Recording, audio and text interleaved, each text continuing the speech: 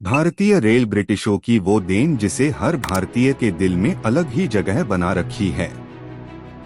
आप सब जानते हैं कि इंडियन रेलवे एशिया का सबसे बड़ा रेल नेटवर्क है।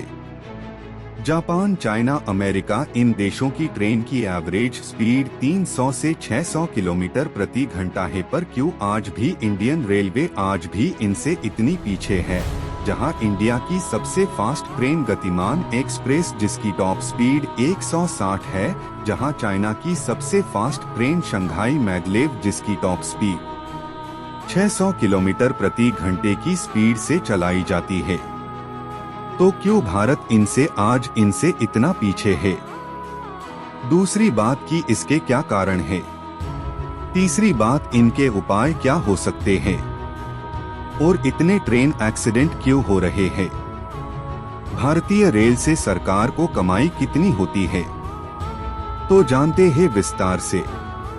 भारत का रेल नेटवर्क 68,103 किलोमीटर में फैला हुआ है, जिसमें रोज करीब 22,593 ट्रेन चलती है, जिसमें से 13,523 पैसेंजर ट्रेन और करीब 9,070 के लगभग मालगाड़ियां चलती है, जिससे करीब 13 लाख लोगों को रोजगार मिल रहा है, जिसमें रोज तकरीबन 2 करोड़ 40 लाख लोग रेलवे से सफर करते हैं। रेलवे की कमाई देखने से पहले ये आपको ये बता दे कि भारतीय रेलवे हर 10 किलोमीटर ट्रैवल करने पर 73 पैसे खर्च करती है और कमाती है सिर्फ 36 पैसे।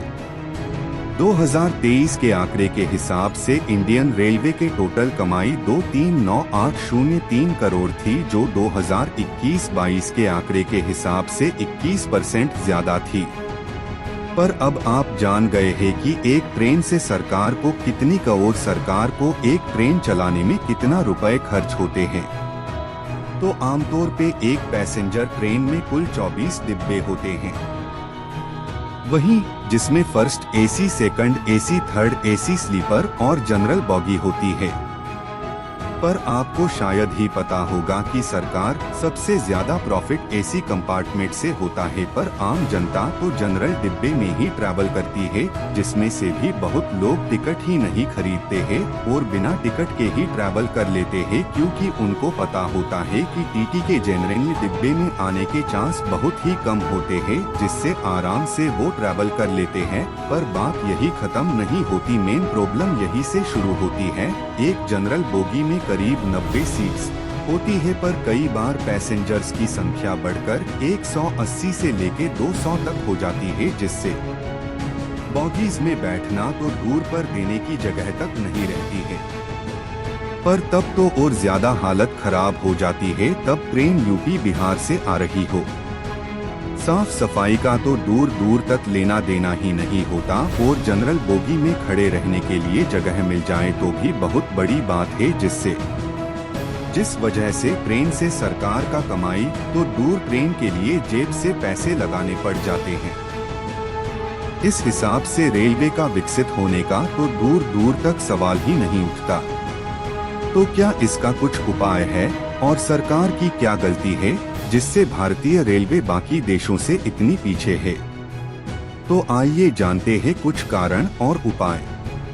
पहली गलती सरकार की यह है कि गवर्नमेंट सिर्फ ट्रेन की संख्या ही बढ़ा रही है, पर ट्रैक्स बढ़ाने के लिए तो शायद सोचती भी नहीं है, जिस कारण ट्रेनों की संख्या तो तेजी से बढ़े, पर सरकार ट्रेनों को हवा में उड़ाने की सोच रही है। ट्रैक की संख्या तो जो पहले थी वो ही अभी है, जिससे ट्रैक्स की कमी की वजह से कई ट्रेनें सेम ट्रैक्स पे चलने से पासिंग में बहुत टाइम लग जाता है, जिस वजह से कई घंटों तक ट्रेनें खड़ी रहती है, जिससे वो लेट तो होती ही है, पर पुराने ट्रैक होने की वजह से ट्रेन को अपनी पूरी स्पीड से चल नहीं सकती, जिससे सिर्फ टीवी अखबारों में ही बताया जाता है कि वंदे भारत 180 की स्पीड में चलेगी, पर ये नहीं बताया जाता कि पुराने ट्रैक्स के वजह से वो सिर्फ 100-120 की स्पीड से ही चलेगी, जिस वजह से स्पीड बढ़ाने वाली बात तो अगले 5-10 साल तक ही सच साबित होती दिखेगी।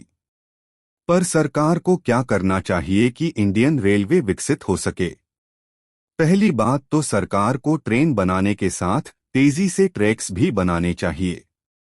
दूसरी बात, रेलवे में जनरल बॉगीज की संख्या कम करके स्लीपर क्लास की बोगियां बढ़ानी चाहिए। पर अब आप सोच रहे होंगे कि आम जनता स्लीपर क्लास को अफोर्ड नहीं कर सकेगी। तो इसके उपाय में स्लीपर क्लास की बॉगीज बढ़ाने पे टिकट के प्राइस थोड़े तो कम कर सकती है, जिससे ना तो जनता का नुकसान होगा ना ही सरकार का। और जो मालगाड़ियों के लिए स्पेशल ट्रैक्स बन रहे हैं, उनकी बनाने की स्पीड और बढ़ा देनी चाहिए, जिससे मालगाड़ियों की ट्रांसपोर्ट करने की बढ़ सके, जिससे मालगाड़ियों से कमाई और बढ़ जाए और सरकार को रेलवे से कमाई बढ़ जाए, जिस वजह से भारतीय रेलवे की आर्थिक स्थिति मजबूत हो सके। तो आज के लिए बस इतना ही। वीडियो को लाइक, शेयर, कमेंट और चैनल को सब्सक्राइब जरूर करें।